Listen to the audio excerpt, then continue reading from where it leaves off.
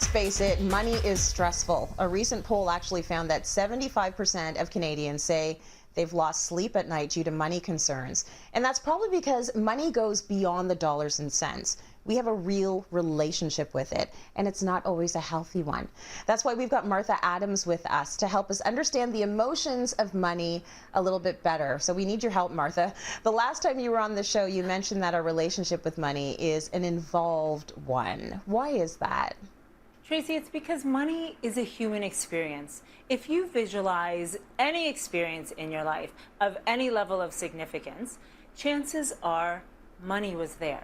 It played a role in some way, shape, or form.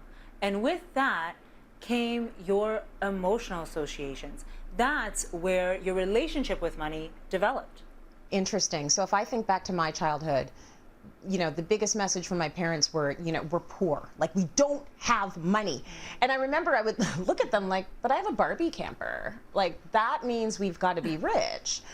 But I think what they were trying to do is always sort of manage the expectation. And they would always say, whatever we need, we're probably going to get. But the part of the sentence they left out was that they were stretching a dollar in order to make that happen for my sister and I. It's not like there was a ton of money to go around, but they would make it work because they would sacrifice.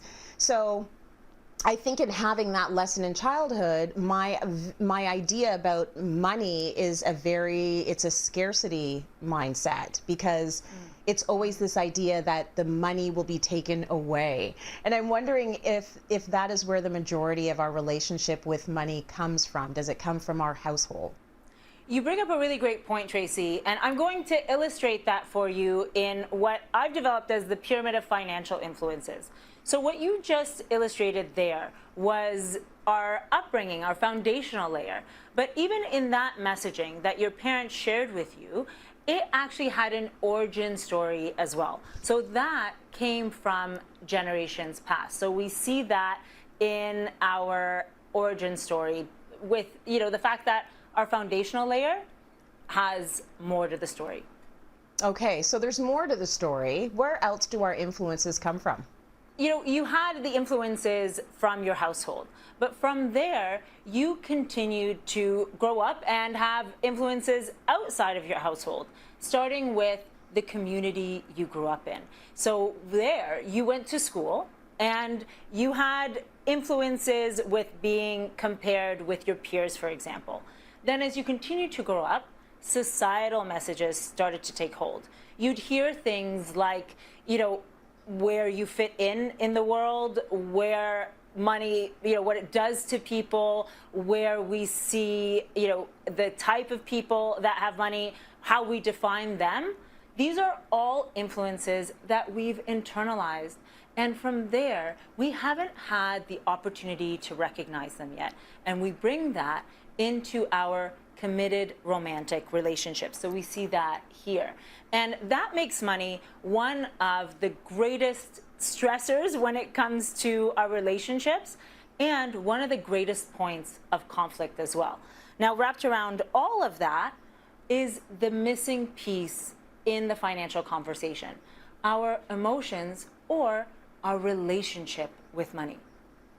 Okay, it does. It goes very deep. So where do we see these influences then show up in our lives? We see it in our romantic relationships. We see it with our families. Yes, so we see it actually, if we take the pyramid and turn it a quarter turn, we can see that it influences every aspect of money in our lives, whether it's the way we earn, grow, or enjoy money in our lives. Our emotions are there. Very interesting, and such a different approach to money in our lives that I'm used to hearing. So I hear a lot of how-to statements when it comes to dealing with money in our lives. What question are we answering here? We are used to hearing those how-to statements. And, Tracy, if we don't like the answers that we're hearing or the results that we're seeing, let's change the question. So with how-to, we're often looking from the outside in. But here, we're asking why, which really starts from the inside out. So with that, we're looking at the root cause, seeing what our influences were, working through that to bridge over and create the lasting financial change that you want to see in your money story? So we need to start asking ourselves why, and that's the beginning of sort of digging down deep and figuring out how we can get a better relationship with money. And you help people do this all the time, don't you, Martha? I do. This is my passion and what I, really believe in positive change in.